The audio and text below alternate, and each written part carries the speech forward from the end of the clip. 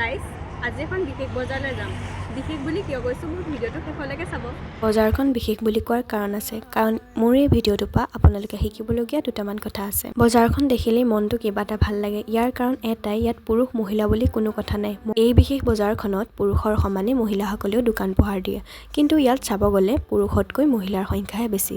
মোৰ এই বিশেষ ভিডিঅ'টোৰ পৰা শিকিবলগীয়া কথাটো হ'ল আত্মনিৰ্ভৰশীল আৰু লাজ পিচ কাটি কৰি নিজৰ কৰণীয় কামসমূহ কৰিবলৈ ওলাই অহা। আজিকালি কিছু কিছু ঠাইত দেখাই যায় যে পুৰুষৰ কাম মহিলাৰ কাম বুলি ভেদাভেদ আছে, কিন্তু ইয়াৰ পৰা শিকিব পাৰি যে পুৰুষ আৰু মহিলা সমান। মই যেতিয়া বজাৰখন পাৰ হৈ যাওঁ বা বজাৰৰ ওচৰে পাজৰে থাকোঁ, তেতিয়া সঁচাকৈ কৈছোঁ বজাৰখন চালেই কিবা চায়ে থাকিব মন যায়। ইমান ধুনীয়াকৈ তেওঁলোকে নিজৰ জাতীয় সাজ পোছাক পৰিধান কৰি আহি বজাৰত বহে, বিক্ৰী কৰে, আৰু চাৰিওফালে কেৱল মহিলাই দেখোঁ যে একদম ভাল লাগে। এই ক্লিপটো দেখি নিশ্চয় ভাল লাগিছে।